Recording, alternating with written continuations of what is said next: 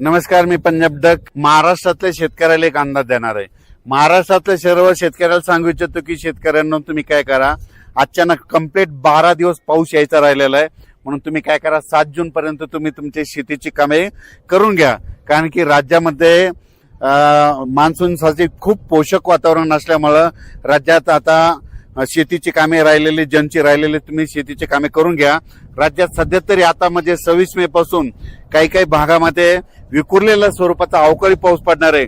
पण 1 तारखेच्या नंतर 1 जूनच्या नंतर राज्यात दररोज समजा वेगवेगळ्या विभागामध्ये पूर्व विदर्भ, पश्चिम विदर्भ, दक्षिण महाराष्ट्र, उत्तर महाराष्ट्र, कोकणपट्टी, खानदेश, मराठवाडा 1 तारखेपासून काय होणार आहे, दररोज आज या विभागातल्या काही जिल्ह्यात तर उद्या दुसऱ्या विभागातल्या जिल्ह्यात की परवा तिसऱ्या विभागातल्या जिल्ह्यात असं करत करत काय होणार आहे, म्हणजे 1 जून नंतर थोड्या बऱ्याच भागामध्ये पावसाला सुरुवात होणार आहे. मग हे 1 जून पासून काय होणार आहे, दररोज वेगवेगळ्या जिल्ह्यात, वेगवेगळ्या गावात, वेगवेगळ्या तालुक्यात असा करत करत 5-6 तारखेपर्यंत पाऊस बऱ्याच ठिकाणी बरसणार आहे. आणि त्याच्यानंतर काय होणार आहे, त्याच्या पाठीमागून लगेच मान्सूनचा पाऊस यायला आहे. म्हणून हा अंदाज सर्व शेतकऱ्यांना लक्षात द्यायचा. मग 7-8 जूनच्या नंतर काय होणार आहे, मान्सून सक्रिय होणार आहे. आणि मान्सून सक्रिय झाल्याच्या नंतर काय होणार आहे, सगळीकडे आपल्या महाराष्ट्रामध्ये पडणार आहे. मग शेतकऱ्यांनी काय करायचं, मान्सूनचा पाऊस पडल्याच्या नंतर जमिनीमध्ये जर एकच ओल असली तर तुम्ही तुमचा पेरणीचा निर्णय घेऊ शकता. पण 4 बोट ओल असेल तर तुम्ही पेरणीचा निर्णय घेऊ नका.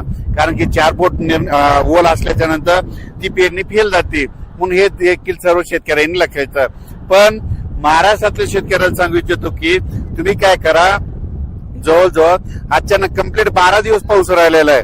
या 12 दिवसामध्ये काय करा, तुम्ही तुमची शेतीची कामे आटपून घ्या. कारण की आणि मी हे जे ठिकाण आलंय या ठिकाणाचं एक महत्व सांगतो.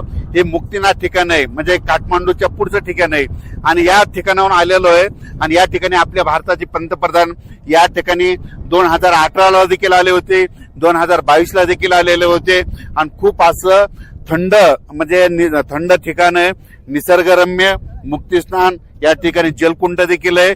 या ठिकाणी स्नान करावं लागतं. स्नान केल्याच्या नंतर मुक्ती असे भेटते, असं या ठिकाणी आख्यायिका आहे. म्हणून हे देखील सांगू इच्छितो. या ठिकाणी गौतम बुद्धाची देखील एक मूर्ती देखील आहे, हे देखील पाहू शकता. आणि असताना देखील इतकी थंडी आहे तर पाहू शकता.